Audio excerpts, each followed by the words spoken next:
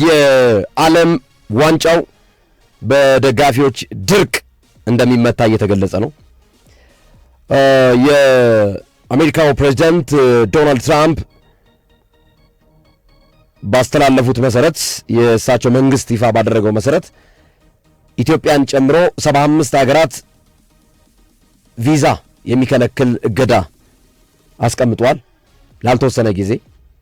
ከ75ቱ ሀገራት መካከል 15ቱ በዓለም ዋንጫ ላይ የሚሳተፉ ሀገራቶች አሜሪካ ቪዛ ማግኘት አይችሉም። በሶስት ሀገራት ነው ይሄ የዓለም ዋንጫ የሚዘጋጅ። እስኪ ይህንን ነገር አጠር አድርገን ሶፊ 1-2 ደቂቃ እንየውና እሺ መረጃዎችን ሰጥተን ወደ ሌሎች ጉዳዮች እንግባ። አስቸጋሪ ነው የዓለም ዋንጫው ላይ አሁን እንግዲህ በጣም በርካታ ሀገራቶች ታግደዋል። ይሄ ጥያቄ የሚያስነሳው ሆኖ እናየዋለን።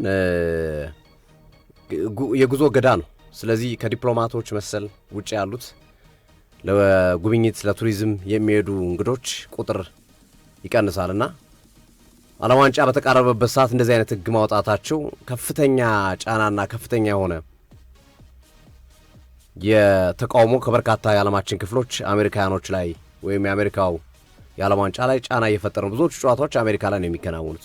ካናዳና ሜክሲኮን ቢያስተናግዱ ሶስት ሀገራት የሚያስተናግዱበት ነው። ሶስቱ ነው የሚያስተናግዱት። ግን አሪፎቹ ጨዋታዎችና ይበልጥ ወደፊት ገፋ እያለ ውድድሩ ሲመጣ ወደ አሜሪካ ይመጣልና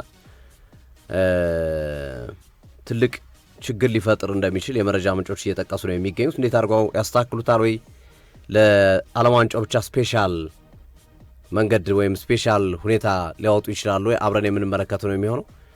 ኢትዮጵያም አለችበት። ያው ከ75ቱ ሀገር ኢትዮጵያም አለችበት። ግን እኛ ዓለም ዋንጫ አንሳተፍም። ግን በቀጥታ ዓለም ዋንጫ ላይ የሚሳተፉና ዓለም ዋንጫው የሚመለከታቸው ከ15 በላይ ሀገራቶች በዚህ መንገድ መኖራቸው በጣም አስቸጋሪ ያደርገዋል። ሊያደበዘው ይችላሉ በጣም። ምድብ 3 በነገራችን ላይ ምድብ 3 ላይ የሚገኙት ሀገራቶች ስኮትላንድ፣ ብራዚል፣ ሞሮኮና ሃይቲ ናቸው። እነዚህ አራት ሀገራት ናቸው አይደል? እነዚህ ጨዋታዎች ደግሞ ሚያሚ ላይ የሚደረጉ ጨዋታዎች ናቸው። ፎክስ ብራ ላይም ይደረጋሉ፣ እዛው አሜሪካ ላይ ማለት ነው። ከስኮትላንድ ውጭ ሶስቱ ሀገራቶች ቪዛ ታግደዋል። ብራዚል ታግዳለች፣ ሞሮኮ ታግዳለች፣ ሃይቲ ታግዳለች። እንዴ ጠርጎ እኮ ነው የጣሉት ሶፊ። ማን ላይ ያላቸው ነው ኳስ ባድሮ ስቴዲየም። እነዚህ 15 ሀገራት እነማን ናቸው? ዓለም ዋንጫ የሚሳተፉ ግን ልክ እንደ ኢትዮጵያ ቪዛ የታገዱ ማለት ነው። አልጄሪያ፣ ኬፕ ቨርዴ፣ ኮሎምቢያ፣ ኮት ዲቯር፣ ግብፅ፣ ጋና፣ ኢራን፣ ጆርዳን፣ ሴኔጋል፣ ቱኒዚያ፣ ኡራጓይ፣ ኡዝቤኪስታን፣ ብራዚል፣ ሞሮኮ፣ ሃይቲ። እነዚህ 15ቱ ዓለም ዋንጫ የሚሳተፉ ቪዛ የታገዱ ሀገራት ናቸው። ከ75ቱ ሀገራት መካከል እነዚህ ከ75ቱ መካከል 15ቱ ሀገራት በአሜሪካ በሜክሲኮና በካናዳ በሚደረገው የዓለም ዋንጫ ቪዛ የተከለከሉ ናቸው። ስለዚህ ደጋፊ አይሄድም ማለት ነው። ባዶ ስቴዲየም ነው ማለት ነው ዓለም ዋንጫው ላይ እና ዶናልድ ትራምፕ መንግስታቸው አሜሪካኖች ሁሉንም ጨዋታዎች እየተዘዋወሩ ሊመለከቱ አይችሉም። የአሜሪካ ብሔራዊ ቡድን ጨዋታ ነው የሚመለከቱት። ምናልባት አሜሪካ የሚኖሩ የተለያዩ ሀገር ዜጎች ብራዚላውያን ምናምን ሊገቡ ይችላሉ። ግን ከሀገሬው በርከት ብሎ ካልሄዱ ደጋፊው ቁጥር በጣም አነስተኛ ነው የሚሆነውና ያ ደግሞ በጣም ያቀዘቅዟል። ባዶ ክፍት ስቴዲየም ልንመለከት እንችላለን። የክለቦች ዓለም ዋንጫ የተመለከትነው አይነት የደጋፊዎች ድርቅ የሚመታው የዓለም ዋንጫ ሊሆን ይችላል ማለት ነው። ግርምዬ የዓለም ዋንጫ እንዴ በጣም በዛ ላይ ደግሞ አሁን የኢራን ራሱ የመሳተፍ ጉዳይ አደጋ ውስጥ ገብቷል። ኢራን አገሪቷ ላይ ከባድ ተቃውሞ ተነስቷል አይደል በሀገሪቱ መንግስት ላይ እና አሜሪካ እርምጃ ልወስድ ነው እያለች ነው። አያቶላህ አሊ ካሚኒ መባረር አለባቸው እያለች ነው አሜሪካ። የሆነ ጦርነት ከኢራን ጋር አሜሪካና ኢራን ከጀመሩ ኢራን የመሳተፍ ሁኔታው አደጋ ውስጥ ይገባል ማለት ነው።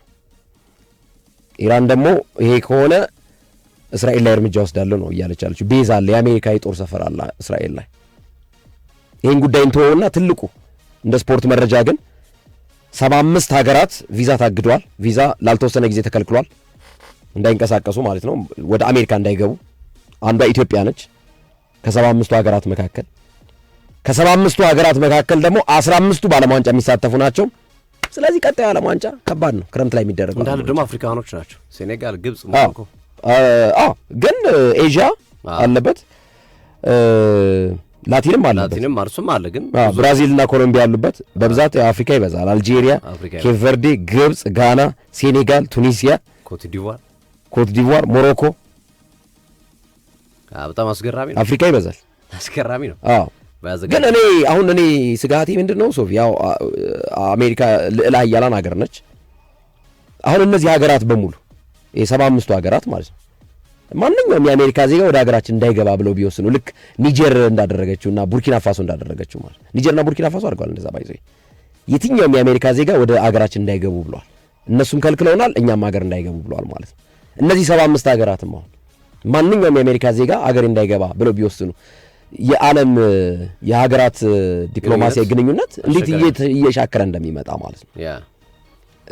ወደ ሌሎች መረጃዎች እንሄድ። እኔ ጋር ካሉ መረጃዎች መካከል ሚካኤል አርቴታ ተጨማሪ ዓመት ኮንትራት በአርሰናል ሊሰጣቸው ነው። እስከ 2029 ድረስ የሚያቆይ አዲስ ኮንትራት ቀርቦላቸዋል። ይፈርማሉ፣ አብረን እናያለን። ሪያል ማድሪድ አርቴታን ከሚፈልጉ ክለቦች መካከል ነው። የጀርገን ክሎፕ ካልተሳካ ወደ ሚካኤል አርቴታና ኢንዞ ማሬስካ ፊታቸውን ሊያዞሩ እንደሚችሉ ይታወቃልና አርሰናል ያንን ጫና ቀድሞ ለመከላከል እስከ 2027 ኮንትራት አላቸው። ተጨማሪ 2 ዓመትና የ3 ዓመት ኮንትራት በመስጠት በቡድን ውስጥ እንዲቆዩ ከወዲሁ እያግባቡ እንደሆነ የመረጃ ምንጮች እየጠቀሱ ይገኛሉ። ማርጋይን በሚመለከት ሊቨርፑልና ማንቸስተር ሲቲ ይህንን ተጫዋች በጥሬ ዝውውር መስኮት ለማስፈረም ከፍተኛ ስራ እየሰሩ ይገኛሉ። በተለይ ማንቸስተር ሲቲ ከፊት ቀድሞ የሮቢን ዲያስና ግቫርዲዮል ምትክ ለማድረግ የተከላካይ መስመሩ በጉዳት የታመሰባቸው ፔፕ ጋርዲዮላ ከፍተኛ ስራ እየሰሩ ይገኛሉ። ነገር ግን ማርጋሂ እስከ ክረምቱ መቆየት ይፈልጋሉ ብሏል፣ በነጻ ለመልቀቅ ክሪስታል ፓላስን። ወኪሉ አሁን ባለው አቋም ተጫዋቹ ቢያንስ እስከ ሳመር እስከ ክረምት ድረስ ቆይቶ በክረምት የተሻለውን ቡድን አመዛዝኖ እና አርሰናልም መጥተዋል፣ እነ ማድሪድም አሉ፣ እነ ባየር ሙኒክም ይፈልጉታል። ስለዚህ የተሻለውን ፕሮጀክት የተሻለውን እቅድ ለመጠቀምና የተሻለው ቡድን ውስጥ ለመግባት ፍላጎት እንዳለውና እስከ ክረምቱ ድረስ ግን በዚሁ በፓላስ መቆየት እንደሚፈልግ የጥር የዝውውር መስኮት ይለፈኝ ማለቱን ዛሬ ወጡ የመረጃ ምንጮች እየጠቀሱ ይገኛሉ። እንግዲህ በቀጣይ ቀናቶች የሚቀየር ነገር ይኖራል ወይ አብረን የምንመለከት ይሆናል። ሁለት ነገሮችን ላንሳ። አንደኛው ፓሪስ ሰን ዠርመን የቼልሲውን ኢንዞ ፈርናንዴዝን ለማስፈረም ይፋዊ ጥያቄ አቅርቧል። 107 ሚሊዮን ፓውንድ። እንደሱ ከሆነ ቪቲኒያ ወደ ማድሪድ ይሄዳል ማለት ነው ምናልባት እና ኢንዞ ፈርናንዴዝን የቼልሲውን ተጫዋች ፓሪስ ሰን ዠርመን ጣልቃ ገብቶ ጥያቄ አቅርቧል። 107 ሚሊዮን ፓውንድ ነው ያቀረበው። ይሄ ልጅ ወደ ቼልሲም ሲመጣ ብዙ ብር የወጣበት ተጫዋች ነው ኢንዞ ፈርናንዴዝ። ስለዚህ አሁን ደግሞ በፓሪስ ሰን ዠርመን ራዳር ውስጥ ገብቷል። ሌላኛው ኮኖር ጋላገር በ34.5 ሚሊዮን ፓውንድ በይፋ የቶተናም ተጫዋች መሆኑ ተረጋግጧል ዛሬ። ለቶተናሞች ትልቅ ዝውውር ነው የክረምቱ ዝውውር። ኮኖር ጋላገር የቀድሞ የቼልሲ ተጫዋች ነው። ጉዳቶች አሉ ብዙ በቶተናም በኩል በየጊዜው ነው ጉዳቶች የሚበዙት። እሱን ሊያግዝ የሚችል ይመስላል የጋላገር ዝውውር።